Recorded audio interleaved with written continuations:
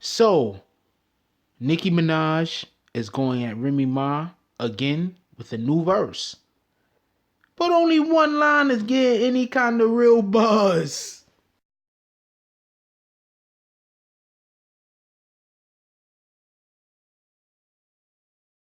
First thing I'd like to say is thank you for viewing this video. And if you don't mind, hit that like and subscribe.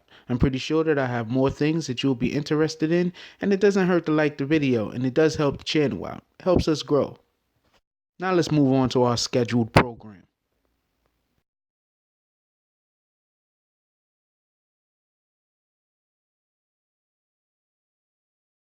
What's up? This is the BBN Jack Crow speaking. So Nicki Minaj has decided to keep her beef with Remy Ma and Papoose, obviously, going on, and so she has a new song out with 2 Chainz, and in the song, um, I'm gonna explain the difference between what's going on with her new song and with Shether in a minute, but. In her new song, she has a line where she says something like, Papoose wrote an ether record and I broke a Aretha record. Okay, now, first of all, only reason why I think that she's feeling confident enough to try to go at Nicki again is because she got Nas in her corner, period. You see, for those that don't know, um, when Sheetha first came out, coincidentally, accidentally, nobody knows how it happened, but Nas is part owner of a streaming service. And that particular streaming service. Okay, this is how it works. Let me digress a little. This is how it works. A lot of these artists, what happens is when you're a real big artist and they want to make it so that your music is gonna be released on this particular streaming service either exclusively or first, what they do is they give you some stock in the company. That's what they do. That's what Tidal did with a lot of artists.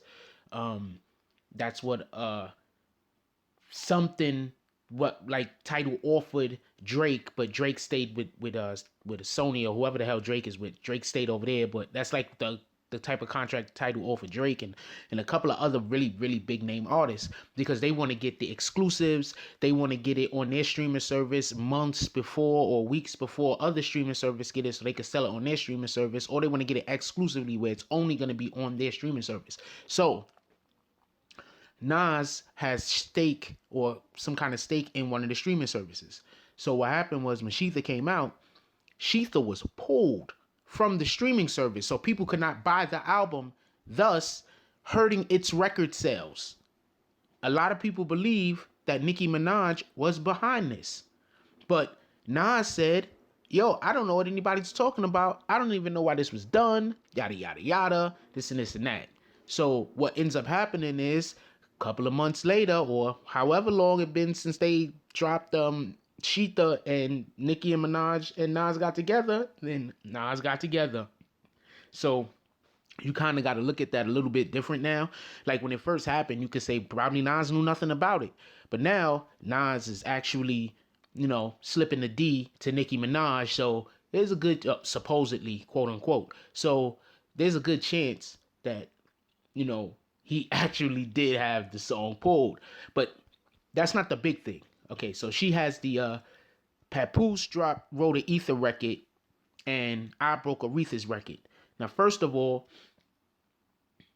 this is the thing that I don't like about Nicki Minaj. All right. One, I really don't think that she's that great of an artist. She's not really that hot. She's not really that fire. Her raps is nursery rhymes. Okay, I mean, just keep it a buck with you. Her raps are nursery rhymes. There's no real, they're nursery rhymes. Like, I can understand how she has a fan base. I can understand how she has a huge fan base. But a pop artist calling themselves the queen of hip hop, or whatever the hell she's calling herself, is backwards and retarded. She's a pop artist. She is the queen of pop, as far as rap is concerned. Let's not get that confused. But of hip hop, or queen of rap in general, no, she's not. She's not even up nowhere. She's not, period.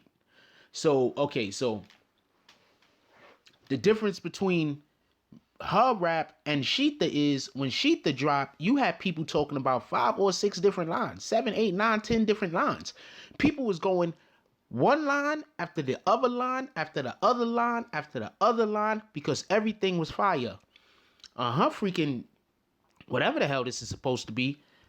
People could only recite one damn line. That was dope. One line. Papoose wrote an Ether record. I broke Aretha's record. And that's kind of disrespectful to Aretha. But, you know, it's hip-hop. So you say disrespectful stuff. But to Aretha Franklin? That's like a rap artist, a male rap artist, disrespecting Michael Jackson. Disrespecting Luther Vandross. Something. But I'm better than Michael Jackson. Like some shit like that. Like, you like, really? Like, not even slick. See, that's the misconception that that people have that aren't actually MCs. Like, there's codes to this shit. And it's like when you hanging out with the dude that's constantly saying disrespectful shit to people. But if it's funny, if they're saying some disrespectful, really, really funny stuff, you get a pass. It's funny. It's like, oh man, this dude's an idiot. Like, but it's funny. But if you just disrespecting somebody and there's no humor in it, it's not funny. It's bland. It's boring. People are just gonna be like, oh, this dude's an a-hole. They not gonna like you. To me, that's what the second part of that bar was. Second part of that line was. It was just disrespectful. She shouldn't even be mentioning Aretha Franklin. She shouldn't be mentioning Gladys Knight. She shouldn't be mentioning Whitney Houston. You understand? She shouldn't be mentioning them. I don't care what supposed records you broke. I 100% guarantee you, if streaming services was around when them artists was making their music, when it was dropping and it was fresh and it was brand new, you wouldn't come anywhere close to their numbers. It wouldn't even be close. It wouldn't even be. Their numbers would be so astronomically out of the ability for you to reach. You would have to set new goals. If you bought 1 million of your own freaking units, you still wouldn't be close. So, yeah, she only has one line people are repeating. But when Shether dropped, there was a ton. Now, hold on. Let me get to one more thing. When Shether first dropped, Remy Ma was on stage and she was performing and people were like, yo, she didn't even know her own lyrics. Now, I'm going to tell you right now from the person that performed before. All right? I performed in front of audiences before. And there was a couple of times that I was extremely inebriated, you know, from partying or... See, what happens is this. You get to the venue, right? And sometimes you expect to go on earlier than you actually go on. So you get yourself right. You know what I'm saying? And then now you got to wait for whatever the case is. One got sets running long. Maybe there's something going on in the background. They got sound level problems. Maybe there's some kind of situation in the venue. And you got to wait. Sometimes you got to wait. Like, everything don't always go off clockwork. Like it don't always go off clockwork. And that's if you're fortunate enough not to be the two best spots to be in my opinion, is if you don't really have any fan base there, you could be the first guy that goes on. That's cool, because then nobody has, nobody went before you that's better than you. Nobody here know you. You make it, you dropping music that's contrary to what other people are dropping. Maybe you have a different sound, so you could go on first. That's a good spot. But you want to be the headliner. So now let's say you somewhere in the middle. You're not last, you're not first. Sometimes you're supposed to go on. Let's say you're supposed to hit the stage at 10. Sometimes it runs past. Sometimes you hit the stage late. Now let's say that you're the headliner. You're the last person to go on. And maybe let's say you're supposed to go on at, let's say 12 or 11, let's say 11:30. Your set is supposed to start. Your set's going to start at 11:30. It's going to last to, however long, whatever. So it's supposed to start at 11:30. But let's say due to whatever the hell, your set don't start to 1. Your set don't start to 12:31. Now you've been libated. And you you've already went past your threshold of being able to perform, but you still got to get on the stage and perform. Now I was looking at the video clip of that, and that's kind of like what it looked like to me. She was past her threshold to be able to perform. That's it. Now, with that also being said, for y'all that don't understand how it works when you go to a studio and you drop verses in the studio, let's say somebody else wrote the damn rap. When you go in the studio and you drop, you got to say the damn thing over so many times, you learn it. You don't go in there, say it one time and everything's straight. You got to say, okay, first of all, they might be doubling it. A lot of times, especially when I was going into the studio, they double it. You know what I'm saying? You do it, and then you do it again, and they throw the track on top of it, bang, and they double it. You know what I'm saying? They make the words stand out better. That's one. Two, if she didn't know it and she didn't write it, you know how many times she would have had to do it in the studio? She would have learned it. So this whole Papoose must have wrote it because she went on stage and she couldn't remember the lines. You know how? Come on. Like, that's what I'm trying to explain. Like, she would have known it, period. It was probably something else going on. Definitely something else going on. Maybe she just had too much to smoke. Maybe she had too much to drink. Maybe she was involving herself in something. Let me not even say smoke, because she's on something that she ain't supposed to be. She got problems with the court. She ain't even supposed to be smoking. That's why I said libated. Maybe she had some drinks, and she just wasn't able to hold her constitution. On top of that, she's like leaning on shit. Like, she can't even, like, stand up straight. Like, it looked more to me, like, visually watching her and being somebody that has performed before in front of a audience and inside of venues, it looked more to me, anything else, that she was just drunk. That's it. She was drunk. That's all it looked like. So stop with this. She didn't write it. I don't know if she wrote it. Maybe she did write it. Maybe Papoose wrote it. It don't matter. First of all, Nicki don't write nothing. So it don't matter. Stop being jealous, Nicki. You hopping from one writer to another in order to try to get your buzz back up, because you know that once you left, see, this is another thing. Okay. Maybe Safari wasn't the best rap artist. Okay. But neither was Jermaine Dupri. But Jermaine Dupri could write some songs for Crisscross that keep people jumping, right? Pun intended. Jermaine Dupri could write some songs for Little Bow Wow, right? He couldn't write no songs for himself, though. His shit stunk. Why? Because he can write for a specific audience. So now, when she left Safari, and then she went... a Safari who obviously could write for the audience that was her audience, the female demographic and the LBGYT, I don't know how to say that shit, the gay community. No disrespect to y'all, you know, I don't care what y'all doing. So when she wrote for when Safari was writing for her, you know, and he writes a certain way, and then she tries to get with Meek Mill, and Meek Mill is aggressive as shit. Make me, and his shit, that nigga crazy. Like, his shit is just, I can't even deal with Meek Mill's one, because it's just way too much yelling. So how is she supposed to translate that into her lyrics? I have no idea. But now she's with Nas, and I heard somebody else complain about her flow, and Nas is not necessarily the best flower in hip-hop. He's a lyricist. He's not one of those flow guys. Just to give a good example, who's somebody that had a really, really nice flow? I don't want to go too far back. I want to name somebody who wasn't necessarily Craig Mack. Craig Mack had a pretty decent flow, but his lyrics was like, you know, whatever, nigga. But Craig Mack had a pretty decent flow. But then you get somebody like somebody better, way better than Craig Mack. Method Man, retarded flow. You understand? But Method Man, it wasn't necessarily one of the best lyricists.